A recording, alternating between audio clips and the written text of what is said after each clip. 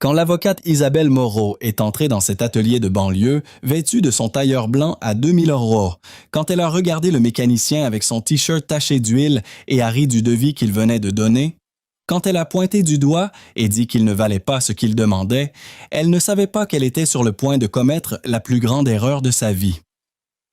Il s'appelait Laurent Dubois, avait 41 ans, des mains pleines d'huile moteur et un sourire calme qui ne se défaisait pas, même face à cette humiliation publique. Elle était convaincue d'avoir devant elle un pauvre type qu'elle pouvait écraser. Il savait quelque chose qu'elle ne pouvait même pas imaginer. Et quand la vérité a éclaté, quand Isabelle a découvert qui était vraiment cet homme qu'elle avait ridiculisé devant tous ses employés, son monde parfait s'est effondré comme un château de cartes. Voici l'histoire de comment l'arrogance peut aveugler même les personnes les plus intelligentes, et comment un homme humble a humilié quelqu'un qui se croyait supérieur. Si vous êtes prêts pour cette histoire, écrivez dans les commentaires d'où vous regardez cette vidéo. C'était un mardi après-midi d'octobre quand Isabelle Moreau franchit la porte de l'atelier Dubois. Sa Mercedes Classe E avait commencé à faire un bruit étrange ce matin-là. Un cliquetis métallique qui l'irritait profondément chaque fois qu'elle accélérait. Elle avait appelé la concession où elle l'avait acheté, mais on lui avait dit que le premier rendez-vous disponible était dans 4 semaines. 4 semaines. Elle, l'avocate Isabelle Moreau, qui facturait 550 000 € par an, ne pouvait pas attendre 4 semaines. Alors, elle fit ce qu'elle ne faisait jamais. Elle s'abaissa à chercher n'importe quel mécanicien. L'atelier le plus proche de son cabinet était celui-ci. Un hangar gris dans la zone industrielle de la banlieue lyonnaise, avec l'enseigne bleue qui disait « Atelier Dubois, réparation automobile ». Quand elle entra, le contraste ne pouvait pas être plus frappant. Elle portait un tailleur Armani blanc qui lui avait coûté plus que ce que certains des mécaniciens gagnaient en un mois. À ses pieds, des escarpins loup-boutin à semelles rouges qui tranchaient sur le sol taché d'huile. À son poignet, une quartier dorée qui brillait sous les néons. Le sac en cuir marron qu'elle portait à l'épaule valait autant qu'une voiture d'occasion. Dans sa main, elle tenait un agenda en cuir noir et les clés de sa Mercedes. Elle avait 43 ans, des cheveux châtains ondulés qui tombaient parfaitement sur ses épaules, des boucles d'oreilles dorées qui scintillaient chaque fois qu'elle bougeait la tête, et une expression qui disait clairement qu'elle considérait cet endroit comme indigne d'elle. Les mécaniciens se retournèrent tous pour la regarder. Ce n'était pas le genre de cliente qu'ils voyaient habituellement. Isabelle regarda autour d'elle avec une expression dégoûtée. Il y avait des taches d'huile sur le sol, des outils éparpillés partout, le bruit assourdissant des perceuses et des clés à molette, l'odeur d'essence et de graisse qui emplissait ses narines. Tout était si ordinaire. Un homme s'approcha d'elle. Il portait un simple t-shirt bleu foncé, taché de graisse et d'huile moteur. Il avait les bras musclés de quelqu'un qui travaillait avec ses mains tous les jours, des cheveux bruns un peu ébouriffés et une barbe de plusieurs jours. Il n'était pas mal, remarqua Isabelle malgré tout, mais il était clairement un ouvrier, quelqu'un qui se salissait les mains pour gagner sa vie. Il lui demanda poliment comment il pouvait l'aider. Sa voix était calme, professionnelle. Isabelle expliqua le problème d'un ton qui rendait clair qu'elle rendait service à cet atelier rien qu'en apparaissant. Elle dit que sa Mercedes faisait un bruit bizarre et qu'elle avait besoin de quelqu'un pour la regarder immédiatement. L'homme hocha la tête et lui demanda les clés pour un diagnostic. Isabelle les lui donna à contre-cœur, comme si elle craignait qu'il puisse lui voler la voiture. Il disparut pendant environ 20 minutes. Isabelle resta debout dans la zone d'attente, refusant de s'asseoir sur les chaises en plastique qu'elle jugeait trop sales pour son tailleur. Elle vérifiait son téléphone, répondait à quelques emails, regardait impatiemment sa montre. Quand le mécanicien revint, il avait une expression sérieuse. Il lui expliqua que le problème était la chaîne de distribution. Elle était usée et devait être remplacée le plus rapidement possible. Sinon, elle risquait de casser et de causer des dégâts beaucoup plus importants au moteur. Il lui dit que le travail prendrait environ 5 jours et lui fit un devis. eussent 100 €. Isabelle le regarda comme s'il venait de dire la chose la plus absurde au monde. 1800 € pour changer une chaîne, c'était du vol, de l'escroquerie. Qui se croyait-il, ce mécanicien de bas étage, pour lui demander une telle somme? Ce qui se passa ensuite fut quelque chose que les employés de l'atelier n'oublieraient jamais. Isabelle Moreau, avocate à succès, femme qui faisait trembler juges et adversaires au tribunal, perdit totalement le contrôle. Elle éleva la voix, pointa du doigt le mécanicien et lui dit devant tous les présents qu'il ne valait pas ce qu'il demandait. Elle lui dit qu'il était un voleur, un escroc, quelqu'un qui essayait de tromper les clients. Elle lui dit qu'elle gagnait en 1 heure ce qu'il gagnait en 1 semaine et qu'elle ne se laisserait pas avoir par un ignorant aux mains sales. Le mécanicien resta immobile. Il n'éleva pas la voix. Il ne se défendit pas. Il ne réagit pas aux insultes. Il la regarda avec ses yeux calmes, presque compatissants, et attendit qu'elle finisse. Quand Isabelle fut essoufflée, il lui dit simplement qu'elle était libre d'aller dans un autre atelier si elle n'était pas satisfaite du devis. Il lui souhaita une bonne journée et se retourna pour retourner à son travail. Isabelle resta un moment sans voix. Personne ne l'ignorait comme ça. Personne ne la congédiait comme si elle était n'importe quelle cliente.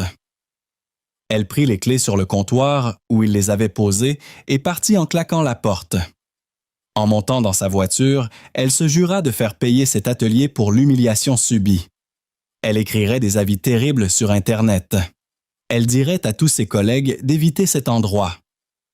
Elle ne savait pas que cette promesse allait revenir la hanter. Dans les jours qui suivirent, Isabelle emmena sa Mercedes chez un concessionnaire agréé du centre de Lyon. Le devis qu'elle reçut était de 2 700 €. 900 € de plus que ce que demandait le mécanicien de l'atelier du bois. Mais au moins c'étaient des professionnels, se dit-elle. Au moins ce n'étaient pas des ouvriers ignorants qui ne connaissaient pas leur place. Pendant qu'elle attendait que la voiture soit prête, Isabelle fit ce qu'elle avait promis. Elle écrivit un avis assassin sur Google, accusant l'atelier du bois de prix excessifs et de personnel impoli. Elle raconta à ses collègues du cabinet la terrible expérience qu'elle avait vécue en exagérant les détails pour la rendre encore plus dramatique. Elle conseilla à tous d'éviter cet endroit. Elle se sentit satisfaite. Elle avait remis ce mécanicien arrogant à sa place, lui qui avait osé lui faire un devis si élevé. Elle lui avait donné une leçon. Mais sa satisfaction fut de courte durée. Une semaine après l'incident à l'atelier, Isabelle reçut un appel qui changea sa vie. C'était l'associé fondateur de son cabinet, le prestigieux cabinet Weber & Associés. Il lui dit qu'elle devait venir immédiatement dans son bureau. C'était urgent. Isabelle ne comprenait pas ce qui pouvait être si urgent. Ses dossiers allaient le bien, les clients étaient satisfaits, ses heures facturables étaient parmi les plus élevées du cabinet. Elle n'avait rien à craindre. Quand elle entra dans le bureau de l'associé fondateur, elle trouva aussi les 3 autres associés seniors assis à table. Leurs expressions étaient sérieuses, presque sombres. Ils lui dirent de s'asseoir. Ils lui dirent qu'ils avaient un problème. Ils lui dirent que leur client le plus important, le groupe Dubois, avait décidé de changer de cabinet. Et la raison, c'était elle-même. Isabelle ne comprenait pas. Le groupe Dubois? Elle n'avait jamais travaillé sur aucune affaire pour eux. Elle n'avait jamais rencontré personne du groupe Dubois. Comment cela pouvait-il être de sa faute? L'associé fondateur lui montra son téléphone. Il y avait un article dans un journal économique local. Le titre disait « Le PDG du groupe Dubois quitte le cabinet Weber après un incident avec une avocate ». L'article racontait une histoire qu'Isabelle ne connaissait que trop bien. Une histoire qui impliquait un atelier, un devis et une humiliation publique. Sauf que l'histoire était racontée d'un autre point de vue. Le mécanicien qu'elle avait humilié, cet homme au t-shirt taché d'huile qu'elle avait traité d'ignorant devant tout le monde, n'était pas un simple ouvrier. C'était Laurent Dubois, propriétaire de l'atelier Dubois. Mais surtout, il était le PDG et fondateur du groupe Dubois, un holding qui possédait une chaîne de 180 ateliers dans toute la France, 6 concessions automobiles de luxe et une participation importante dans un équipementier automobile. Sa fortune personnelle était estimée à environ 140 millions d'euros. Il était aussi l'un des clients les plus importants du cabinet Webb. Il payait des centaines de milliers d'euros d'honoraires chaque année. Le cabinet gérait tous les contrats de ses ateliers, les acquisitions, les litiges. C'était le client dont rêvait tout avocat, et il avait décidé d'emmener toutes ses affaires ailleurs à cause d'elle. Isabelle quitta le bureau de l'associé fondateur avec des jambes tremblantes. Elle n'était pas virée, pas encore du moins, mais on lui avait fait comprendre clairement que sa position au cabinet était en danger. Elle avait fait perdre au groupe leur client le plus profitable. Sa carrière, qu'elle avait construite avec des années de sacrifice, s'effondrait à cause d'une humiliation qu'elle avait infligée à un homme qu'elle avait pris pour un pauvre type. Elle retourna dans son bureau et ferma la porte. Pour la première fois depuis des années, elle pleura. Elle ne pleurait pas sur ce qu'elle avait perdu. Elle pleurait de honte. Elle pleurait parce qu'elle avait réalisé quel genre de personne elle était devenue. Une personne qui jugeait les autres sur les vêtements qu'ils portaient. Une personne qui croyait que la valeur d'un être humain se mesurait au solde de son compte en banque. Une personne si aveuglée par sa propre arrogance qu'elle ne voyait pas la dignité chez les autres. Dans les jours qui suivirent, sa vie se désintégra pièce par pièce. Les collègues qui la respectaient avant l'évitaient maintenant. Elle entendait les chuchotements derrière son dos, les rires étouffés quand elle passait. L'histoire de l'avocate qui avait humilié un millionnaire en le prenant pour un pauvre type était devenue la blague du cabinet. Les clients commencèrent à vouloir être représentés par d'autres avocats. Personne ne voulait plus être défendu par elle. Sa réputation était en ruine. Sa vie privée aussi fut affectée. Son compagnon, un chirurgien esthétique avec qui elle était depuis 5 ans, la quitta. Il dit qu'il ne voulait pas être associé à quelqu'un qui était devenu la risée de tous. Il dit que sa réputation était importante pour sa carrière et qu'il ne pouvait pas se permettre d'être vu avec elle. Isabelle réalisa à ce moment que cette relation aussi était basée sur l'image, pas sur l'amour. Ils avaient été ensemble 5 ans, mais il ne l'avait jamais aimée, elle. Il avait aimé l'idée d'elle, l'avocate à succès, la femme élégante, le trophée qu'on pouvait exhiber lors des dîners entre collègues. Ses amis, ou celles qu'elle avait cru être ses amis, arrêtèrent de l'appeler. Personne ne voulait être associé à elle. Un mois après l'incident, Isabelle était assise dans son appartement vide avec une bouteille de vin pour seule compagnie. Elle regardait par la fenêtre les immeubles de la ville et se demandait comment tout cela avait pu arriver. Elle avait passé toute sa vie à construire une image de succès. La diplôme avec mention, le master à l'étranger, les années de dur labeur dans les cabinets les plus prestigieux. Elle avait sacrifié amitié, relations, sa propre famille pour arriver où elle était arrivée. Et maintenant, tout s'effondrait, à cause d'un moment d'arrogance dans un atelier. Isabelle savait qu'elle devait faire quelque chose. Elle ne pouvait pas laisser sa carrière se terminer comme ça. Elle ne pouvait pas accepter d'être seulement remémorée comme l'avocate arrogante qui avait humilié un millionnaire. Elle devait réparer cela d'une façon ou d'une autre. Alors, elle fit la seule chose qu'elle pouvait faire. Elle alla à l'atelier du bois. Il lui fallut 5 jours pour trouver le courage. 5 jours pendant lesquels elle écrivit et réécrivit dans sa tête le discours qu'elle allait tenir. 5 jours pendant lesquels elle imagina toutes les façons dont cette conversation pourrait mal se passer. Quand elle franchit enfin la porte de l'atelier, elle était une femme différente de celle qui était entrée 1 mois plus tôt. Elle ne portait plus le tailleur à 2000 os. Elle avait choisi une robe simple et sobre, pas de bijoux voyants, pas de chaussures à 500 euros. Elle voulait montrer qu'elle avait changé. Les mécaniciens la reconnurent immédiatement.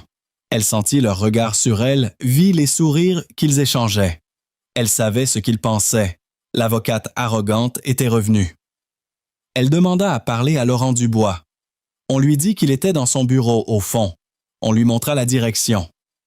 Isabelle traversa l'atelier avec le cœur qui battait. Chaque pas semblait peser des tonnes. Elle n'avait jamais demandé pardon à quelqu'un de sa vie. Elle ne savait même pas comment faire.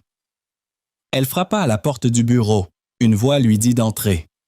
Laurent Dubois était assis derrière un bureau simple, dans une pièce qui n'avait rien du luxe qu'on pouvait attendre d'un homme de sa fortune. Au mur étaient accrochées des photos d'atelier, des certificats de formation, une vieille photo noire et blanc d'un homme âgé, à côté d'une voiture ancienne. Il leva les yeux des documents qu'il lisait et la regarda. Il n'y avait pas de colère dans son regard, pas de triomphe, pas de revanche. Juste cette même tranquillité qu'il avait eue ce jour-là. Il lui demanda ce qu'il pouvait faire pour elle. Isabelle sentit les mots se coincer dans sa gorge. Elle avait préparé un discours, mais maintenant, face à lui, tout semblait insuffisant. Finalement, elle dit simplement qu'elle était venue pour demander pardon. Elle dit qu'elle s'était comportée horriblement, qu'elle l'avait jugé sans le connaître, que son arrogance l'avait aveuglée. Elle dit qu'elle n'attendait pas qu'il lui pardonne, mais qu'elle devait au moins essayer de réparer le tort qu'elle lui avait fait. Laurent l'écouta en silence. Quand elle eut fini de parler, il resta un long moment silencieux. Puis il désigna la chaise devant le bureau et lui demanda de s'asseoir. Ce que Laurent Dubois dit à Isabelle dans ce bureau changea à jamais sa vision du monde. Il ne lui fit pas de sermon. Il ne l'humilia pas comme elle l'avait fait avec lui. Il lui raconta simplement son histoire. Il était né dans une famille pauvre. Son père était mécanicien dans un petit atelier d'un village de Savoie. Sa mère faisait des ménages chez les gens riches. Ils n'avaient jamais eu grand-chose, mais ce qu'ils avaient, ils le partageaient avec amour. Laurent avait commencé à travailler dans l'atelier de son père quand il avait 17 ans, après l'école et les week-ends. Il avait appris à démonter et remonter des moteurs avant d'apprendre à conduire. Il avait de la graisse sous les ongles pendant que ses camarades de classe jouaient au football. Quand son père mourut, Laurent avait 26 ans. Il hérita d'un atelier endetté et d'une mère malade dont il devait s'occuper. Il aurait pu abandonner, tout vendre, chercher un travail normal. Au lieu de cela, il travailla pendant des années 20 heures par jour, économisa chaque centime, réinvestit chaque bénéfice. D'un atelier, il en fit 2, puis 5, puis 10. Il ouvrit les concessions, diversifia les investissements, construisit un empire à partir d'un hangar endetté. Mais le succès ne l'avait pas changé. Il ne s'était pas acheté de yacht ou de villa au bord de mer. Il ne fréquentait pas les clubs exclusifs de la ville. Il ne se vantait pas de sa richesse. Il vivait dans une maison normale, conduisait une voiture normale, avait des amis normaux. Et il n'avait jamais arrêté de travailler avec ses mains. Chaque semaine, il passait au moins une journée dans son premier atelier, celui où tout avait commencé. Il enfilait le t-shirt taché d'huile comme l'avait fait son père. Il réparait des voitures, parlait aux clients, se rappelait d'où il venait. Ses employés ne le respectaient pas parce qu'il était le patron, mais parce qu'il travaillait plus dur que n'importe lequel d'entre eux. Il connaissait les noms de leurs enfants, connaissait leurs problèmes, les aidait quand ils en avaient besoin. Pour eux, il n'était pas le millionnaire propriétaire de l'entreprise. Il était Laurent, le mécanicien qui s'était fait tout seul. Puis il lui dit quelque chose qui la frappa comme un coup de poing. Il lui dit qu'il n'était pas en colère contre elle. Il ne l'avait jamais été. Quand elle l'avait humilié devant ses employés, il n'avait ressenti que de la tristesse. Tristesse pour une femme si intelligente et si successful qui avait perdu de vue ce qui comptait vraiment. Tristesse pour quelqu'un qui mesurait la valeur des gens aux vêtements qu'ils portaient. Il lui dit qu'il n'avait pas retiré ses affaires du cabinet par vengeance, mais parce qu'il ne voulait pas que son argent aille à une organisation qui employait des gens capables de traiter les autres de cette façon. C'était une question de principe. Mais il lui dit aussi que les gens pouvaient changer, que le fait qu'elle soit ici, dans ce bureau, à demander pardon, prouvait qu'il y avait peut-être de l'espoir. Il lui demanda ce qu'elle allait faire maintenant. Isabelle quitta ce bureau transformé. Elle ne retourna pas au cabinet, pas ce jour-là du moins. Elle marcha pendant des heures dans les rues de la ville, réfléchissant à tout ce que Laurent lui avait dit, à toute sa vie, au choix qu'elle avait fait, à la personne qu'elle était devenue. Elle réalisa qu'elle avait passé des années à courir vers un objectif qui ne la rendait pas heureuse. Le succès, l'argent, le prestige, elle avait tout sacrifié pour les atteindre. Et quand elle les avait atteints, elle était seule, vide, incapable de voir la valeur chez les autres. Dans les mois qui suivirent, la vie d'Isabelle changea radicalement.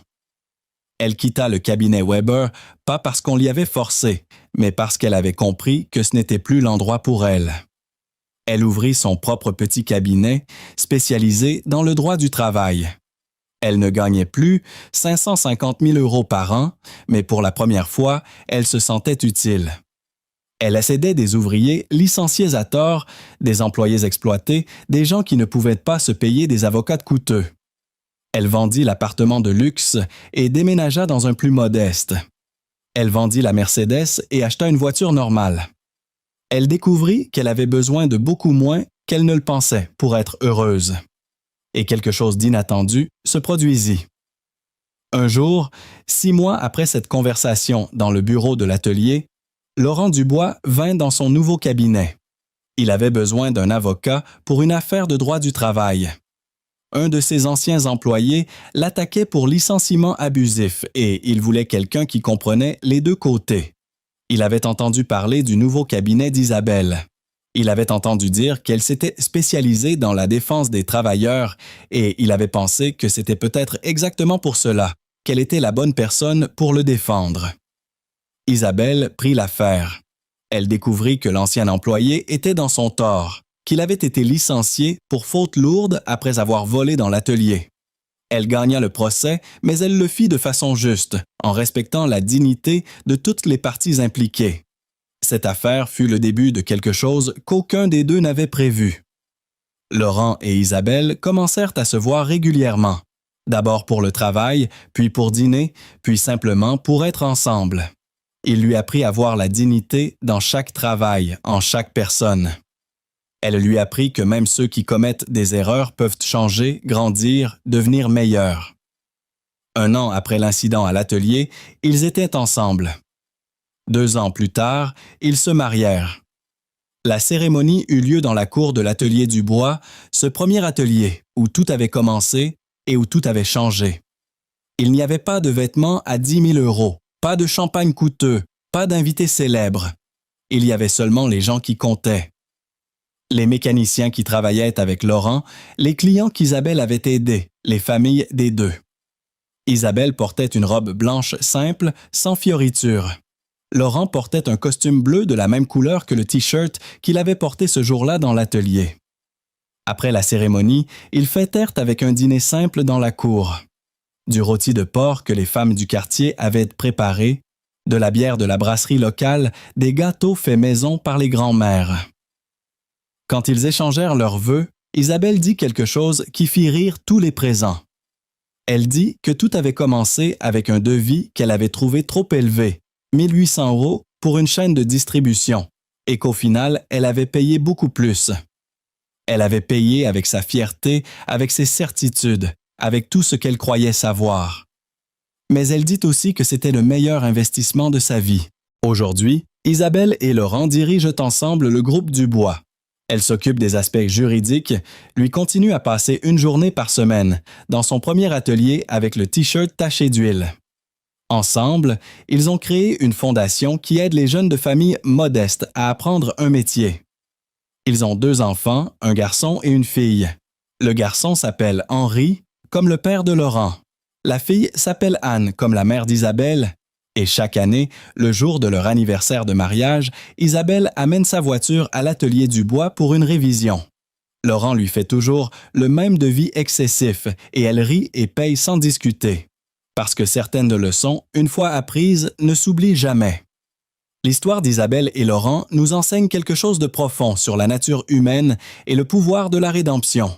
Dans un monde où nous jugeons souvent les gens sur leur apparence, leur statut social ou leur possession matérielle, leur rencontre nous rappelle que la vraie valeur d'une personne réside dans son caractère, son intégrité et sa capacité à traiter les autres avec respect. L'arrogance d'Isabelle n'était pas née de la méchanceté, mais de l'aveuglement. Elle avait passé tant d'années dans un environnement où le succès se mesurait aux honoraires facturés et au prestige du cabinet qu'elle avait perdu la capacité de voir la dignité dans un travail manuel honnête. Laurent, de son côté, aurait pu utiliser sa richesse et son influence pour détruire complètement la carrière d'Isabelle. Au lieu de cela, il choisit une approche différente. Il retira ses affaires du cabinet non par vengeance, mais par principe. Et quand elle vint s'excuser, il lui offrit quelque chose de rare, une seconde chance basée sur le pardon authentique. Leur histoire illustre aussi combien nos préjugés peuvent nous coûter cher. Isabelle perdit non seulement un client important pour son cabinet, mais découvrit aussi que sa relation amoureuse et ses amitiés étaient superficielles, basées sur son image de succès plutôt que sur qui elle était vraiment. La transformation d'Isabelle ne fut pas instantanée. Elle dut reconstruire sa vie depuis les fondations, abandonnant le luxe ostentatoire pour découvrir un sens plus profond du succès.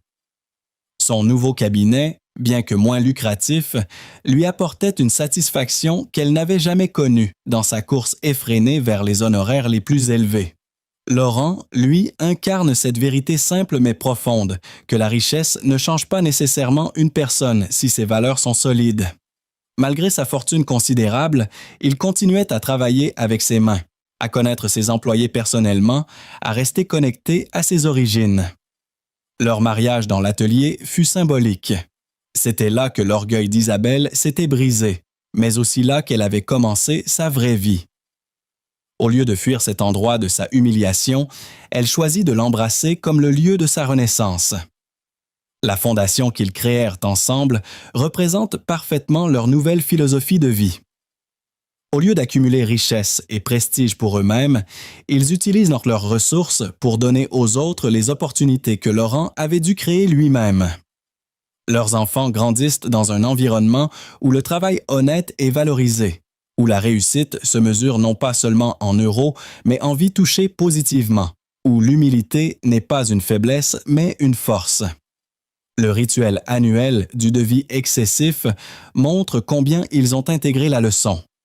Ce qui était autrefois source de colère et d'humiliation est devenu un moment de joie partagée, un rappel de leur parcours commun. Cette histoire nous enseigne que nos plus grandes erreurs peuvent parfois devenir nos plus beaux cadeaux si nous avons l'humilité de reconnaître nos torts et le courage de changer. Elle nous montre aussi que derrière chaque uniforme de travail peut se cacher une personne extraordinaire et que le respect devrait être notre attitude par défaut envers tous ceux que nous rencontrons. Dans une société souvent obsédée par les apparences et le statut social, l'histoire d'Isabelle et Laurent nous rappelle que les valeurs authentiques, l'honnêteté, le respect, la compassion, transcendent toutes les barrières de classe et de richesse. 10 ans plus tard, l'histoire d'Isabelle et Laurent était devenue légendaire dans les milieux d'affaires lyonnais. Non pas comme une histoire de scandale, mais comme un exemple de la façon dont l'humilité et le pardon peuvent transformer des vies. Le groupe Dubois était devenu l'un des plus respectés de France, non seulement pour sa réussite financière, mais pour ses pratiques éthiques. Les conditions de travail dans ces ateliers étaient exemplaires, les salaires équitables et la formation continue encouragée. Isabelle, maintenant directrice juridique du groupe, avait développé une réputation de juriste intègre qui se battait autant pour les droits des employés que pour les intérêts de l'entreprise.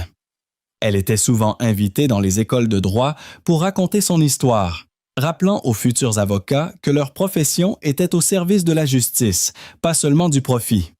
« J'ai appris, disait-elle souvent dans ses conférences, que le vrai succès ne se mesure pas à ce qu'on accumule, mais à ce qu'on construit, et on ne peut rien construire de durable sur l'arrogance et le mépris. » Laurent continuait son rituel hebdomadaire à l'atelier original. Mais maintenant, ses enfants l'accompagnaient parfois. Henri, 8 ans, montrait déjà une fascination pour les moteurs, tandis qu'Anne, 6 ans, préférait observer les interactions humaines, posant des questions pertinentes sur pourquoi son papa traitait tout le monde de la même façon. « Parce que, expliquait Laurent, chaque personne a une histoire importante. On ne la connaît pas toujours, mais elle mérite toujours notre respect. Un jour, un jeune avocat arrogant entra dans l'atelier, se comportant exactement comme l'avait fait Isabelle des années plus tôt. Il était impatient, méprisant, traitant les mécaniciens comme des inférieurs. Les employés regardèrent Laurent, se demandant comment il allait réagir. Au lieu de se révéler ou de donner une leçon, Laurent fit simplement son travail. Il donna un devis honnête, accepta le refus avec grâce et souhaita à l'homme une bonne journée.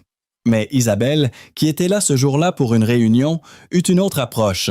Elle suivit le jeune avocat dehors. « Excusez-moi, dit-elle. Je suis Isabelle Dubois. J'aimerais vous raconter une histoire sur un jour où j'ai fait exactement ce que vous venez de faire. » Le jeune homme, reconnaissant le nom, s'arrêta pour l'écouter. Isabelle lui raconta brièvement son histoire, sans dramatiser, juste les faits et les conséquences. « Je ne vous dis pas ça pour vous faire honte, conclut-elle. Je vous le dis parce que j'aimerais que quelqu'un me l'ait dit, avant que j'apprenne de la façon difficile que nos préjugés peuvent nous coûter plus que nous ne l'imaginons. » Le jeune avocat repartit pensif. Quelques semaines plus tard, il revint à l'atelier, cette fois avec une attitude complètement différente. Il s'excusa auprès de Laurent et de son équipe et devint par la suite l'un des avocats les plus respectueux de sa génération. Cette histoire se répéta plusieurs fois au fil des années. L'atelier Dubois était devenu, sans le chercher, un lieu de leçons de vie. La fondation créée par Isabelle et Laurent avait, entre-temps, formé plus de 500 jeunes au métier de la mécanique. Beaucoup avaient ouvert leurs propres ateliers, perpétuant les valeurs d'honnêteté et de respect apprises auprès de Laurent. Certains de ces anciens apprentis étaient même devenus millionnaires à leur tour, mais tous gardaient les pieds sur terre, se rappelant d'où ils venaient. Un jour, Henri demanda à son père pourquoi il continuait à travailler dans l'atelier, alors qu'il était riche.